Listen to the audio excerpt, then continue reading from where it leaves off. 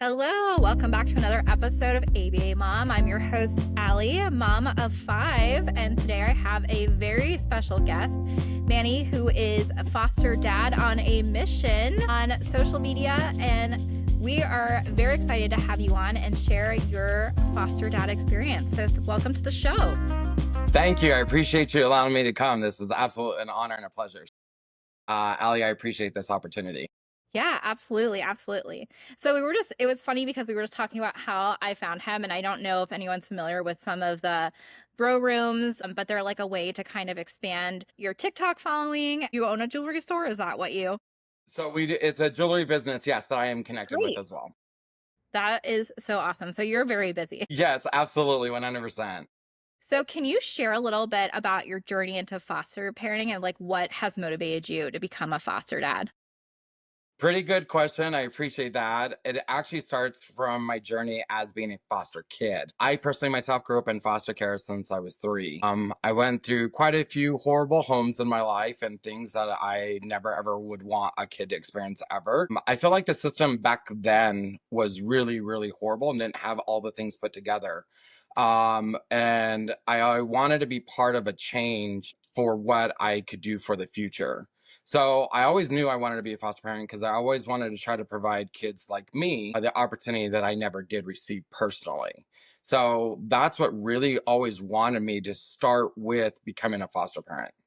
Now, it's crazy how my journey officially started because I first became kinship, which is somebody that's related to you, you taking their kids. So I started with a sibling. One of my siblings' kids were taken away, and then I got them, and it was a group of 5. And then 2 weeks later, another one of my sister's kids did, and that was a group of 7. And I had 12 kids, officially 11, for about a year and a half. And that started my kinship journey into fostering, then eventually transitioning into foster care. Wow. And it sounds like, I mean, that's a lot of kids. It was Yeah. crazy, needing to have a schedule. We had a schedule. It was crazy. Yeah, no, And I love that you set a schedule up for them. well, the age ranges were from age 6 to 18. So we had to do that. They all went to 3 different schools they were at different times. It was absolutely insane. But what was really cool is the schedules actually ended up being perfect from youngest to oldest when they started school and when they got out of school. So it was like so easy to pick up, drop off, and all that. So it ended up being a huge blessing. Yeah. No, that's great, and I know how complicated I've experienced that too, going to 3 different schools. I guess, yeah, 4 different schools right now is what I'm driving, my kids to, and if you That's a count the brave soul right there. so I totally understand experience, but I really love what you said as far as giving them, a home like you didn't receive and having them giving them a positive experience, so I love that, where your heart is with that. So I love that you shared too, like, your background. So is there anything else, like, in your previous experiences or something that you felt challenging as a foster dad? Many different challenges as a foster dad. When there's different levels on when you can choose. Like people are like, "Oh, I want babies. I want, 10 to 12." Well, I choose teenagers. I love teenagers too, And actually. I love teenagers and I choose teenagers, and it's definitely one of those things that it's like, what am I going to get myself into? How are things going to go? You're working with a teen who's practically already lived a very tough life already. And then here comes me coming in and saying, "Oh, I'm going to make a difference in your life." And how it sounds easy, but it's not. And I would say one of the most difficult things is being able to gain the trust of that youngster, and being able to help them realize that you're not going anywhere. And no matter what they throw at you, and they've heard that. The whole thing is they've heard those types of things before, and they've been given up on. But I'm one of the parents that will stick through you through thick and thin. Doesn't make a difference. You catch a court case, I'm with you. We go to the hospital for mental health things, I'm with you. It doesn't make a difference. You break things in my home, I'm with you. I had to take the realization that it's not against me, but it's against their life experience versus me directly. Even though they may affect a lot of my things, but things are just materialistic compared to a beautiful young soul.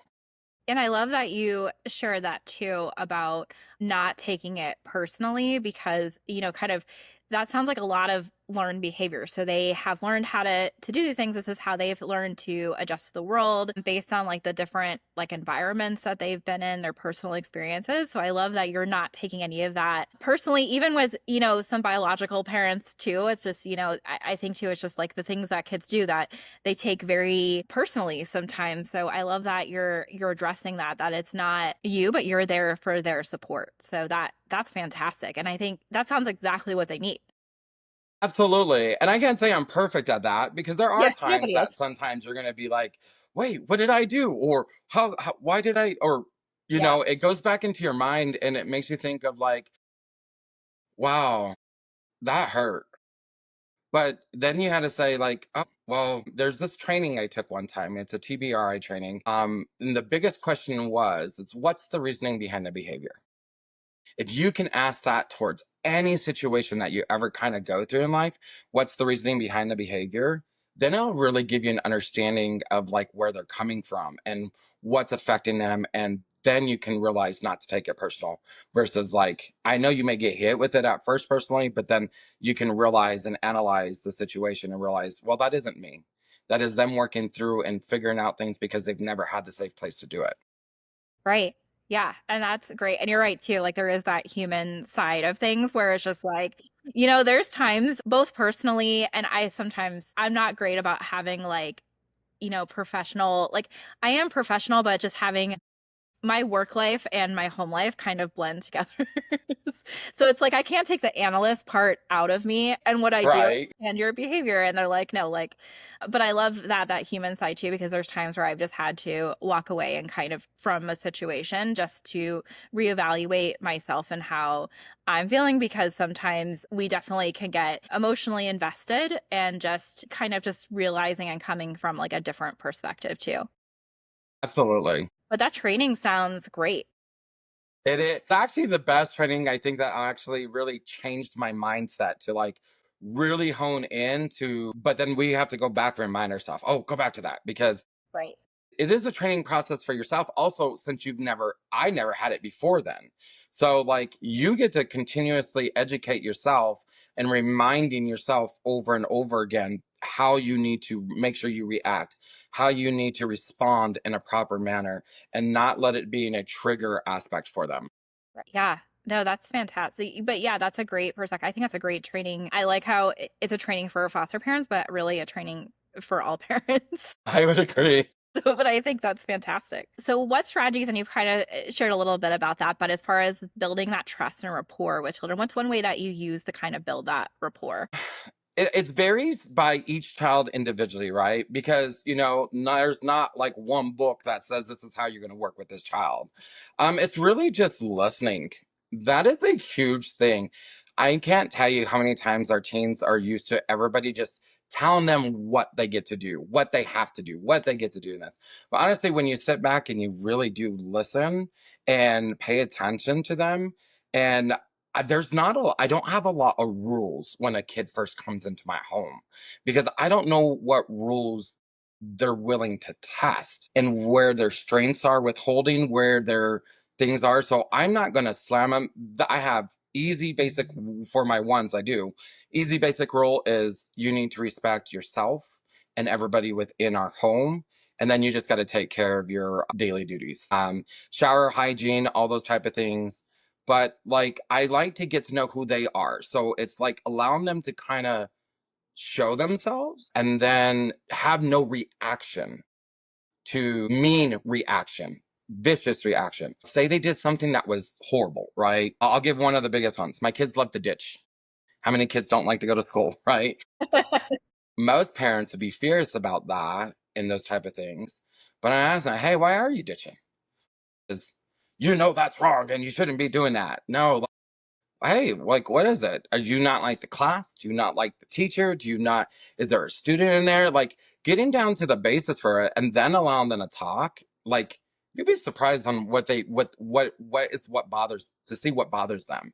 And that's when you just get to hone in and just be attentive to them. But each kid is separate, each kid is different. You're going to take a different approach.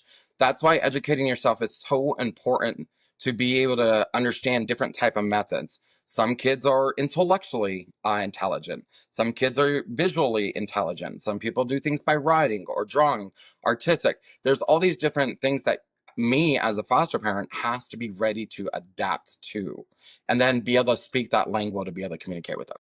Yeah, that is such a great strategy. And it's very similar to kind of how we start off in ABA too. So we call it like it's rapport building essentially, but pairing ourselves. So pairing us with things that they like us be kind of coming that reinforcer. But a big part of that is not placing a lot of demands on them. So nobody wants to come into a home where it's like, hey, you need to do this and you need to do that, because you're not going to build a lot of rapport that way. So I really like that you said that. And it's not that you aren't establishing rules, but you're kind of giving them the opportunity and to kind of figure out them to figure out you, and just kind of Absolutely. that. So I love that. Absolutely. It's more trying to approach it from the offensive side instead of Right. creating a defensive Yeah. uh interception. Like, what is it? Like, oh, I have 20 rules you have to follow as soon as you walk in my home. You never met me before, but this is what you got to Yeah. do. Right. I mean, that creates already a offense defense when it needs to be nothing here, and allowing whatever to be receptive for that offense, reading the playing field, and then being able to shoot your shot and go further. Exactly. And then it just becomes to like a power struggle, which I think a lot of kids are familiar with. It's like, I'm the adult, you listen to me, you respect me. And it's like, okay, but why should I respect you? So having that respect on both ends. So I love that approach that you're doing that in your home. How do you find time to care for yourself with all of these children that you're I fostering? love that question. That is good. I love it. It is important to take care of yourself, because if you can't take care of yourself, you can't take care of them. I schedule it. I put it in my schedule. And if I have to, and the best thing is my communication with what I have for my self care. So I play volleyball. I do it 1 day a week, 4 hours throughout that week. That is one of my, you got to find what those are. So volleyball is one of them. The other one I do is I do my jewelry business, which honestly, it sounds weird because it's like my business, but it's actually, I love it because it's my community who really surrounds me and really like embraces me in my journey of what I do with my kids. They don't get any of my information from my kids. They get the bare basics of what I could share like to anybody. But like I had two kids graduate this year, this last week. I had one Yay. graduate yesterday, one graduated a week ago. That's And so, like, just having those experiences with the people who I enjoy being with is a huge one. And I don't consider it work. I just consider it like hanging out with my peeps and showing off some jewelry. And then massages. I go and give myself a massage, mani, pedi. It's scheduled every single month. I do that just for myself. So this is weird. So my routine is I go get my haircut done. Then I go get my mani and pedi done. And then the same lady, Miss Nancy, she does my eyebrows for me. And after that, I go and I do an hour massage. So you have to make time, right? Because there's always things. It's so funny is we are quick to pick up our phone and spend very endless times on our phone, when we could have created that one time for yourself, separate from like that social media or things like that. So it's really scheduling it and keeping yourself honest and true to it, because you deserve it, especially for everything that you do. Yeah, and I think that's too to remind ourselves that we kind of, that we do deserve it too. And I think I just go back to that, putting your oxygen mask on first. Like when you're airplane, you put your mask on first before you can help somebody else. You have to take care of yourself. So I really like that you address that. But I need a Miss Nancy in my life, I love Miss because I'm Nancy. telling you, I have to scatter around and try to find somebody. I'm like, can you squeeze me in? Because it's very last minute half the time, but I need somebody to do that for me. Yeah. So I mean, yeah, just get it scheduled. Get it scheduled. I know it's hard, tough, but like, what do? You have to safeguard that self time. You have to safeguard it. No, this is the day. And that's why I created it once a month. That deal is once a month. Nobody's going to touch this day. It's normally the 3rd or 25th, depending on what day it falls on, the 23rd or 25th. But don't let nobody touch that. That's where you gotta safe keep your time for yourself. No, that's great. And I think that's exactly what I need to do, because something I've been working on myself is more self-care, doing more things for me, which I will be honest with you, I have not been the best at, and I think, there's a lot of parents that that's not a priority because we all think that we need to save the world first. We gotta Right. do everything for our kids. We gotta, help everybody we can, and then it's like we save ourselves for last. So, I need to do that too. So I like that you have a scheduled time and that nobody can touch it. That's perfect. Absolutely. Can you describe a time when you had to advocate for your child's needs? All the time. I work with teenagers. I've only had one who was not ever like scared, timid to speak their voice, but every other kid, because of everything they've gone through, feel like they don't have a voice. And the new laws that have passed, especially like here in Colorado, gives our kids a voice now above the age of 12, And so anybody who's in the system here in Colorado, 12 and above, they have a voice now and they get to speak that voice. But sometimes they don't know what they get to speak about or what they have control over. And they actually have a lot of control. It's just the system never tends to explain it to them because if they realize it, then how much like they're gonna like consider they're power hungry. No, that's their rights. That's their ability, what they should be able to do. And you're afraid because they're gonna advocate for themselves and are gonna do it. But literally, I mean, it's like literally 95% of my kids I've had to advocate for with funds for assistance with like driving school, or, they can change their GELs, they can change their lawyers, they can change other caseworkers if they're not a good fit for them. Like they don't realize that. They feel like they've been stuck with the same caseworker who they hate and can't stand. And I was like, well, change your caseworker. I could do that. Yeah, you could do that. Well, how do I do that? You let the judge know. You say, I'm sorry, pinpoint, and then I teach them when you're going to go into court. This is what happened. This is how they advocate for you. This is what they didn't do for you. This is what they didn't do for you. These are the reasons why you would like a new caseworker, or this is the new reason. This is the reason. I have most of my kids, like teenagers that I work with, I try to get them to realize what they can gain with Right. the system while they're in the system, whether they're returning back, because we're always about trying to return back home. That is our number one goal. But I tend to work with kids who will never go back with their parents. So I have to have a different transition set of mindsets to work with my kids and preserving their everlasting life into this world. So it's teaching them to get those things going for themselves. Well, and that's great too. And I think that's probably true. They don't realize like what they can ask for and what they can't ask for. So it's really great that they have someone like you who can advocate for them. Absolutely. So, what are some significant lessons you've learned about behavior and parenting through your experience as a foster dad? I would let me take it from like my point of view Okay. and my perspective. Like for me, I understand that you're a parent, but you're not always right. That is a huge thing to be able to admit to your kid when you're wrong. I'm going to tell you that ties into the aspect of gaining trust with your kids. And if you said you were going to take them to go do something and you missed it or anything like that, acknowledge it, apologize, communicate with them. It's not all that authority, I'm all and be all. It's a give and take. And so I would say that's more my perspective with like that as a whole.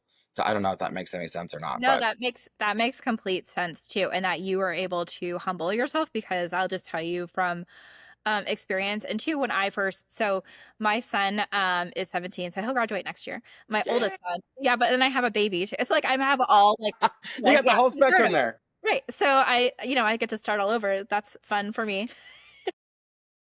But, one thing too is when I had him, it was like I didn't know what I know now, and I think, like, I was 19, I had a lot of just I wasn't ready to just kinda be like, "Oh, I messed up," like, because I wasn't sure that's what I was supposed to do because I was raised in a way that, "I'm the parent, like, this is what you have to do, like, do what I say," that kind of perspective. Right, So I was absolutely. like, "I can't be wrong even if I am wrong," but now I've come like, probably when he was about 8 or so, I started realizing that I needed to change my parenting style, and I started just being like, I'm sorry, like, I didn't do this right." So, I don't know if I messed up, like, his early years really bad by not humbling myself, but I hope that we have a great relationship now, so but I think that's a Great. great way to start off and just humble yourself too, because we're human. We make mistakes all the time, like, even, professionally too. Like, I mean, we're we do the best we can. Absolutely, all the way, 100%. I would say like that to take it from like any perspective is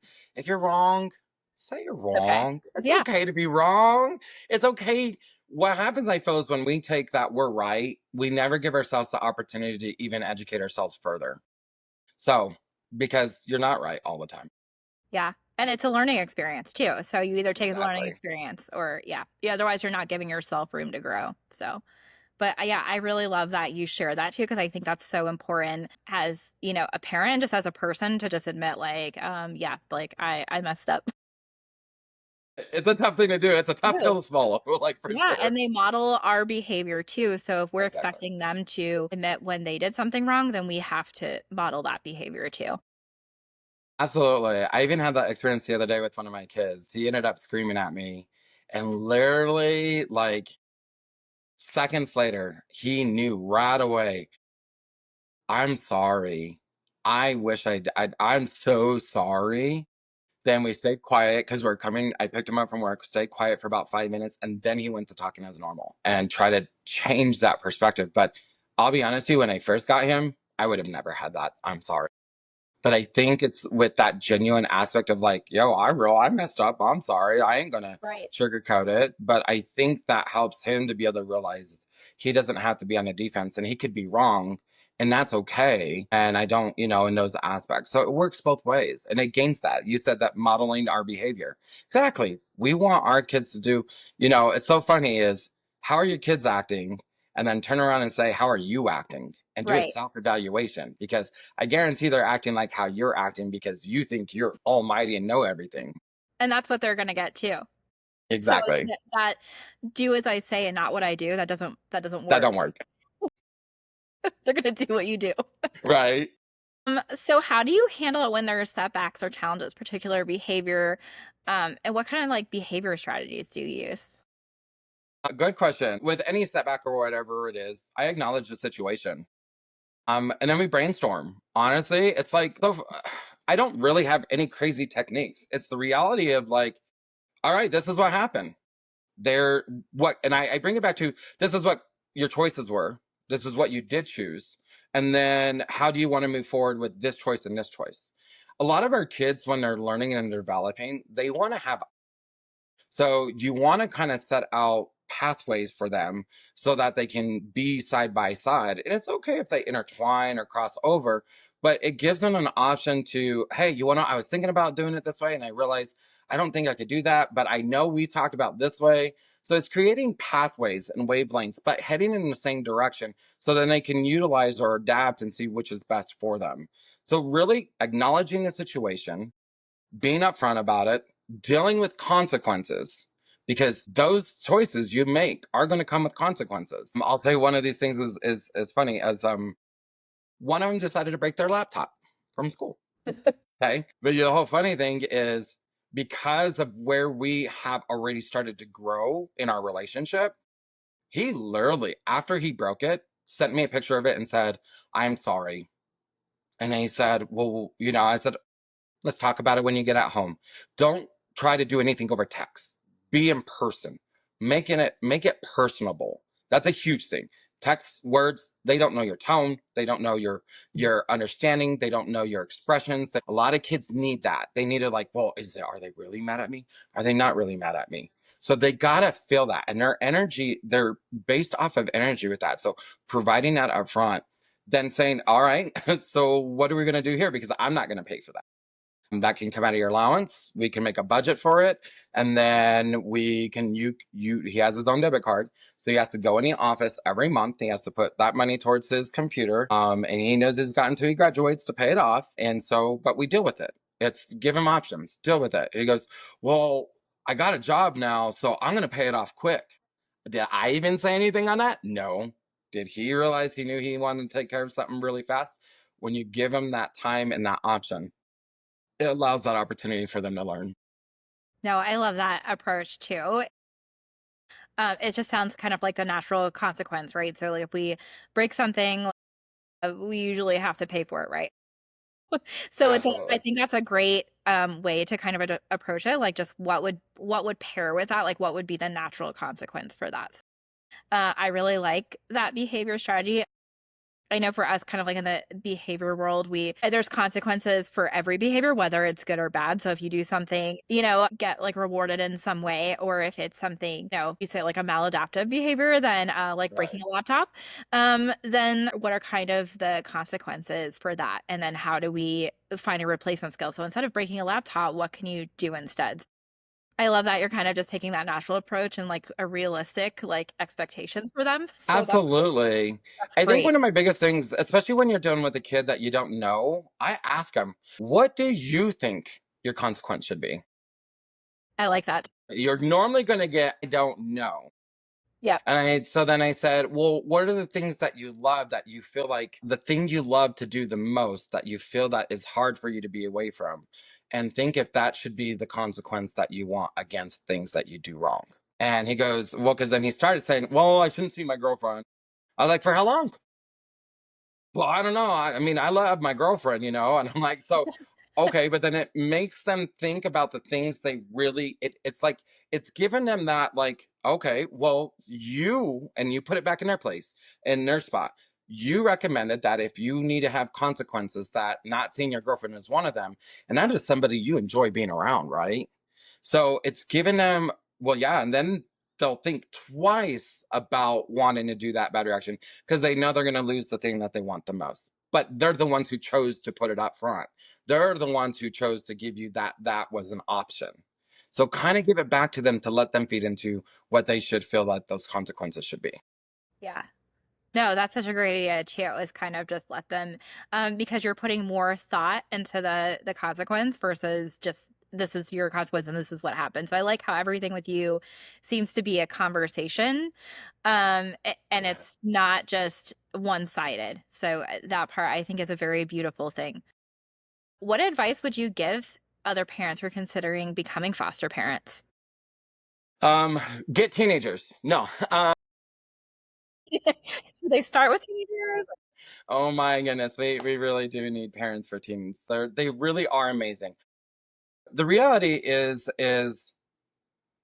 this is tough. It is not easy. You're putting your life, you're putting your family on the line for something that's uncertain. It's one of the toughest things in the whole wide world to ever do. Woo, uncharted. A lot of my why comes from my sister who's passed away. And her name is Bernadette Rose Padilla, and she was one of your toughest teens that we've ever grown, and us going through our system. She's probably why we got moved from home to home to home to home. All I want is somebody to genuinely love them, genuinely care about them, genuinely. And I say that with the aspect because a lot of people have a lot of say so, and these kids will fight against you. But the best part is when you're able to have enough education behind you to be able to overcome their fight, their battle, their push away, their Right. guard, their not wanting to be attached, their part of saying that I know nobody loves me in this world and they don't want me. You really don't want me. You really don't care for me. When you change that perspective for them, it's amazing. Yeah. It is huge. Is it easy? No. Is it tough? Yes. But the reward of gaining that satisfaction for the world, right? It's like what's that analogy? Drop a pebble into a lake or river, whatever. And when you start with one, they connect and go, go, go, and it spreads even more and more. So, how do you want to make a difference today? How do you want to make a difference for our future? And it could start with just one of these kids. Yeah. That's amazing. That's absolutely amazing. It's beautiful. Now I'm just like, should I like look up? Maybe I'll wait till one of mine graduates first. But I honestly I think it's very admirable what you're doing and just making a difference. You're right. That's our future and just making the difference in the life of these teens. Like it's incredible. What are some most rewarding moments you've experienced as a foster dad? It's been, I could say a few. I'm connected still to every single one of my 19 kids I've ever had. So, 10 kids in 8 years. Some are in good places, some are in tough places, but they can call me no matter what. And I always pray that I can be that dependable person for them. But to see them graduate, a few of them, it caught me off guard when I always respect our boundary of our relationship. I am a foster parent. I'm not their dad. I'm not their biological parent.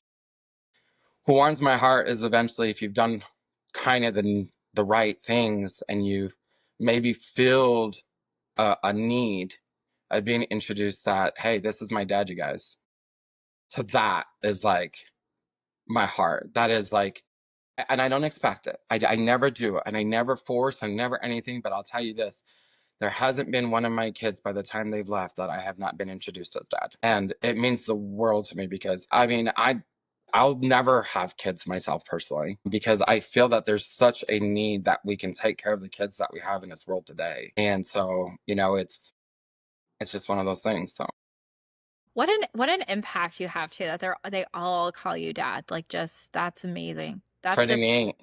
that just says, like, how much of an influence that you've been in their life and that you have connections to all of them. That's incredible. So, you're definitely it shows, that you're doing a great job. That's great. I Absolutely. love it's It, gonna make it's me it's cry. I crazy, think you it's know. so sweet.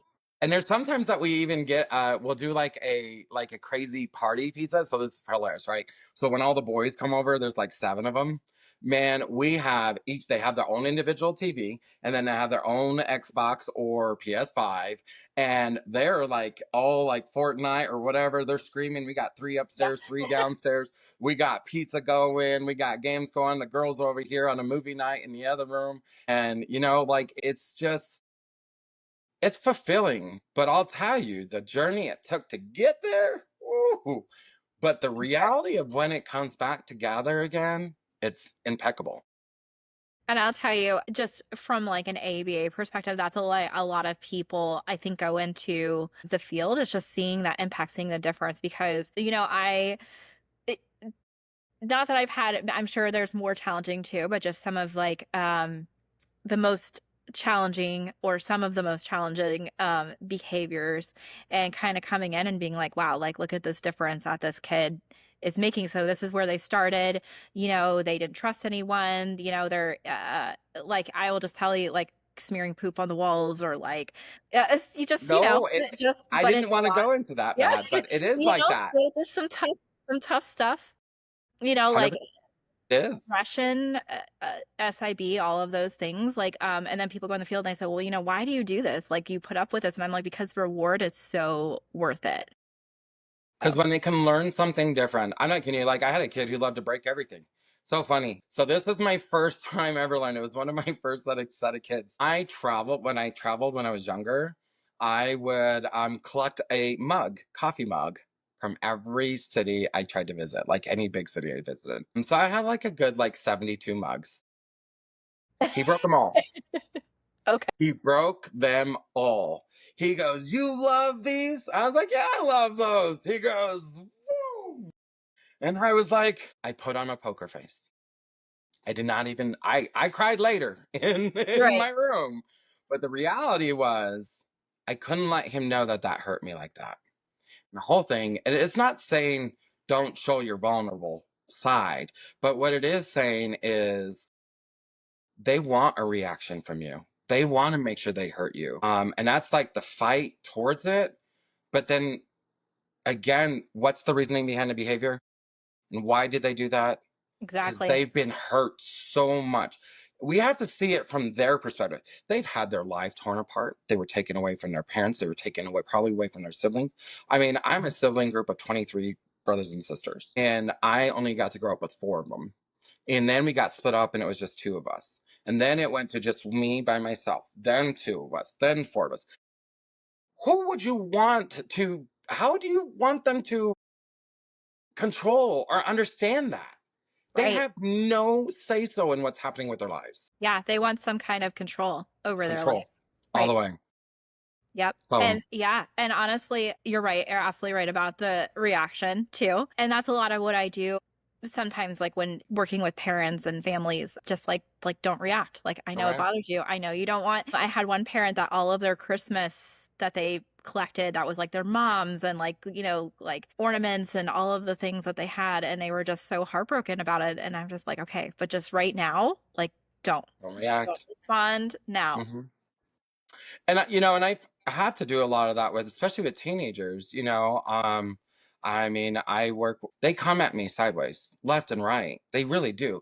And I know what I choose though. That's the whole thing is I know who I'm choosing to work with. I know the difficulty of what I am doing. And I never expect people to understand.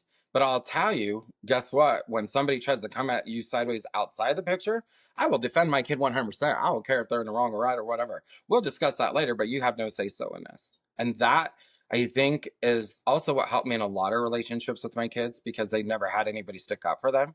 So when you do, they're like, wait, what? And a lot of this has to do like with school, like taking them in school. They need an IEP, they need a 504, actually spending time with them at the doctors. Didn't realize how many foster parents drop their kid off at the doctor's appointment. No, go with them. Go in. You think they know what's going to happen? Right. No, come Or even how on. to help answer some of those questions too, Questions. like, just like Exactly. I know yeah, everything about the girls. I know everything about the guys. So like yeah. whatever we do, and having like even that, the whole like working with teens needing to be about like intercourse and safe stuff and saying yes, and then you could say yes, and then you could say no, and you can change that, and it's okay, and you got to know your standard, and you got to know these things because a lot of our kids that come back from a background that it was never a safe thing. And so we got to be real with them about it. And we got to create that. I mean, I had a few of my girls, I never thought they would even understand how to even create a relationship with a man. And then now they got boyfriends and they've been with them for long periods of times. They know, understand the relationship.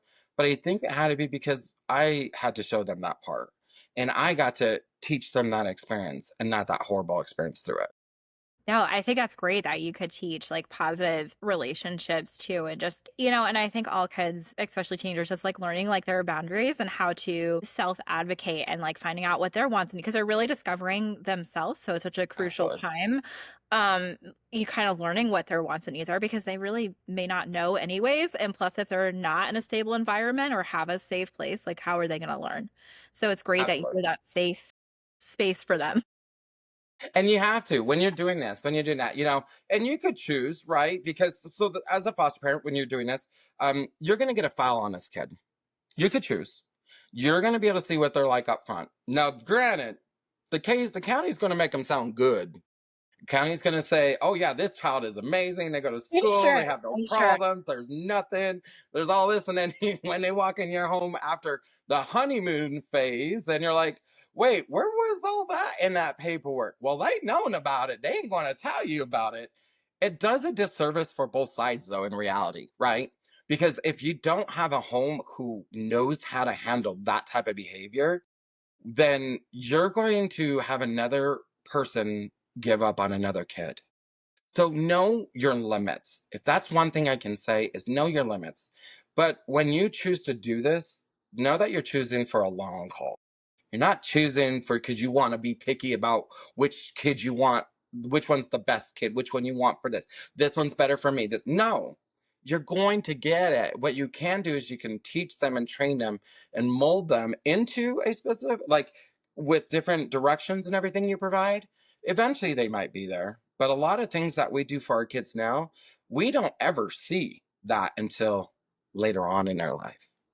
It's all these lessons that it'll click back. Oh, now I know what that means. Oh, hey, I remember this. Oh, but it's always things that we're preparing for their future. Right, and that frontal lobe too during that time isn't even fully developed too. Not even.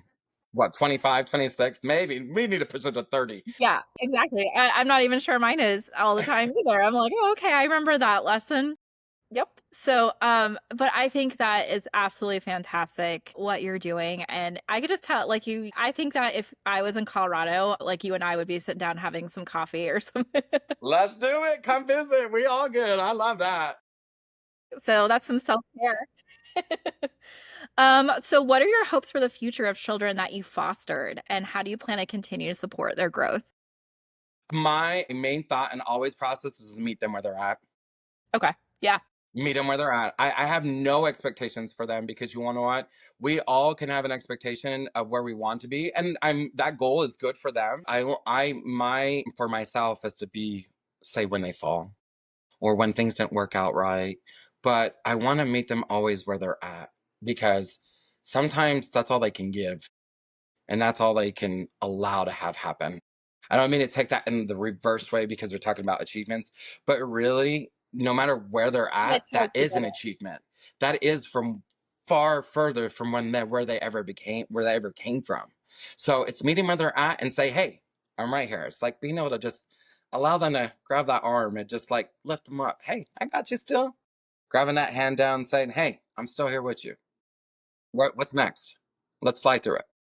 I love it. And I love that you're that extra support for them that they need. But you're right about kind of where they are because like if where you are, like we kind of just talked about like the poop smearing or like breaking, glasses, like guess what? They're not breaking anymore. Now they're We're not drinking breaking that out of anymore. the mug and they're not I trust them not to, break my mugs anymore. That's a big step. That's huge. Huge. So any step, it's all progress. So I think that's really amazing, like, everything you're doing, like, I feel like you're like a colleague or something, like, you have so much knowledge on behavior without being a behavior analyst, so but I love it.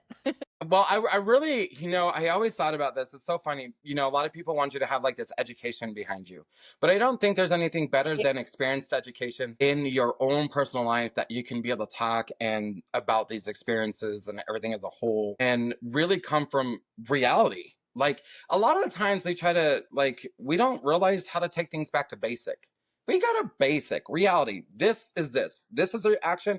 There's the reaction. This is like we don't have to make it this big, huge aspect of like, oh, that we all these things happening. No, we just pull it down, like bring it down to its simplest level, and then realize what oh yeah, this is this. Okay, we can move this. That's all it is.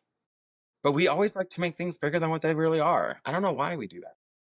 No, that's absolutely true. So, and I love, sometimes, experience is better. Education is important, but it's sometimes the experience is better. So like the experience is like what Yeah, you need, if you're fresh out of college, that's great. Like you have some knowledge, but like until you apply it, you really don't know. absolutely. Wait till you see what happens and Yeah, what's going to come around, and you're like, just how do wait. I handle that? Well, You'll the find first out if off this is thing for is you or don't have not. a facial reaction. Right. Poker face. Get your poker face going, y'all. Seriously. Yeah. But no, but then it's also saying, hey, how did that feel? What did that feel like? Was that, did that make you feel good? Or like, what was it? And then create that environment so that they can feel approached and be approachable and could approach you. So I don't know. I just thought I could talk about this for hours and hours, but No, yeah. I love this. Like I would totally absolutely love to do another episode with you at some point because I think you're sharing such great insight, like just in general on parenting, raising kids, but also on top of that, you're a foster kid of teenagers. Yes. So, and I love it. I love that.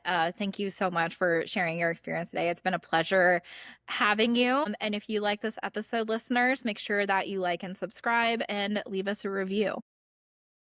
Thank you guys. I appreciate you guys. If you guys want anything from me on TikTok, social media, I'm Foster Dad on a Mission. And I appreciate this honor, Ellie. This was a spectacular aspect. I also have my shared life experience also on my TikTok. So Yeah. come Which is and one of the give a things I follow. loved about you when I found you. I was like, oh, I would love to have him on my podcast.